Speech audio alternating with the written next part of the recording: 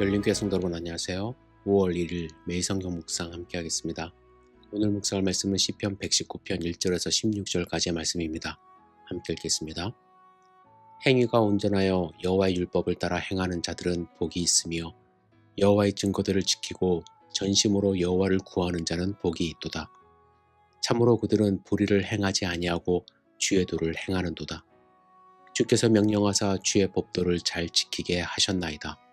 내 길을 굳게 정하사 주의 율례를 지키게 하소서. 내가 주의 모든 계명에 주의할 때에는 부끄럽지 아니하리이다. 내가 주의 의로운 판단을 배울 때에는 정직한 마음으로 주께 감사하리이다. 내가 주의 율례들을 지키오리니 나를 아주 버리지 마옵소서. 청년이 무엇으로 그의 행실을 깨끗하게 하리이까? 주의 말씀만 지킬 따름이니이다. 내가 전심으로 주를 찾아싸우니 주의 계명에서 떠나지 말게 하소서. 내가 주께 범죄하지 아니하려 하여 주의 말씀을 내 마음에 두었나이다. 찬송을 받으실 주 여호와여, 주의 율례들을 내게 가르치소서. 주의 입의 모든 규례들을 나의 입술로 선포하였으며 내가 모든 재물을 즐거워함 같이 주의 증거들의 도를 즐거워하였나이다. 내가 주의 법도들을 작은 소리로 읊조리며 주의 길들에 주의하며 주의 율례들을 즐거워하며 주의 말씀을 잊지 아니하리이다. 아멘. 시편 119편을 우리가 한 10일 정도 함께 묵상하는데요. 이 시편 119편은 성경 전체에서 가장 긴 절로 구성된 장입니다. 여러분, 시편 중에서 특별히 각 절이 히브리서 알파벳으로 시작하는 것을 알파벳 시편 또는 답관체라고 하는데, 이 답관체라는 것은 머리를 밟는 문체의 시편이라고 할 수가 있습니다. 시편에는 모두 8편의 답관체 시편이 있는데 그 중에서 시편 119편이 7번째로 나옵니다. 특히 이 119편은 답관체의 백미라고 불릴 정도로 아주 뛰어납니다. 각각의 히브리어 알파벳이 각 8절의 첫 마디에 들어가 있습니다. 예를 들어 히브리어 첫 번째 알파벳인 알레프는 1절부터 8절의 첫 머리에 들어가 있고, 두 번째 알파벳인 베트는 9절부터 16절의 첫 머리에 들어가 있습니다. 히브리서 자음이 모두 22자입니다. 그래서 22자가 8절씩 들어가 있어서 시편 119편은 총 176절로 구성이 되어 있습니다. 사실 176절이나 되는 이 시편을 암송하는 것이 쉽지 않지 않습니까? 그런데 히브리 사람들, 유대인들은 이렇게 알파벳으로 구성을 해놨기 때문에 암기하기가 오히려 더 쉬운 거예요.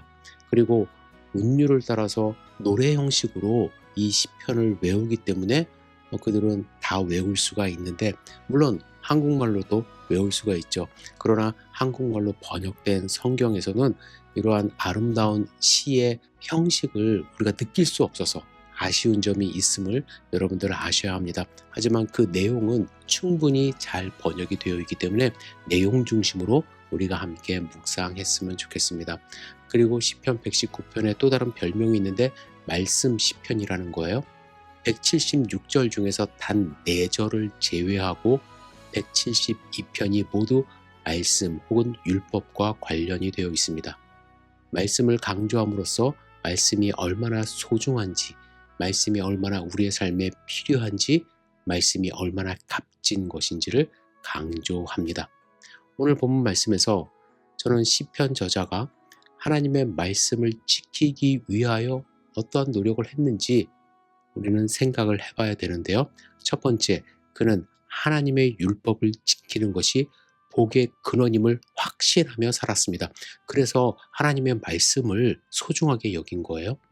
1절의 율법을 따라 행하는 자들은 복이 있다고 확정적으로 말을 하고 있습니다. 그리고 전심으로 여호와를 구하는 자는 복이 있다고 또한 이야기를 했습니다. 복이 있을 것이다, 이렇게 미래형으로 말하지 않고 율법을 따라 행하고 여호와를 구하는 삶은 그 자체로 복된 삶이라는 것을 강조하고 있는 것입니다. 여러분은 말씀을 지키며 하나님을 구하는 자의 복을 누리고 계시는지 모르겠어요.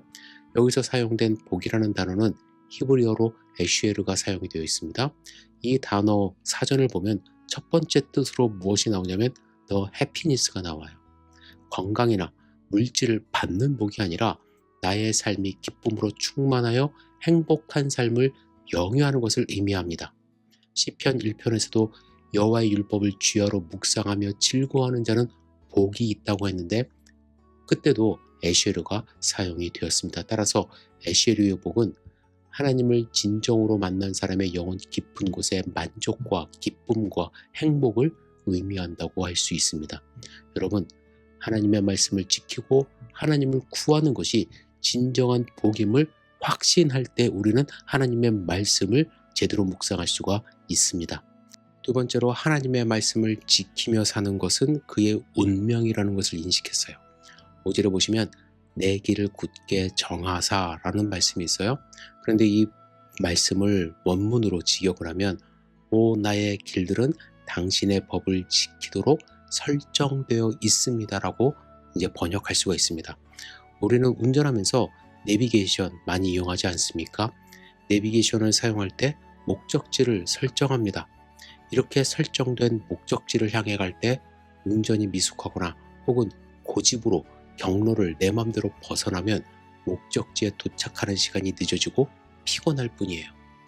시편 저자는 우리의 인생은 하나님의 말씀을 지키도록 설정되어 있었다고 고백합니다.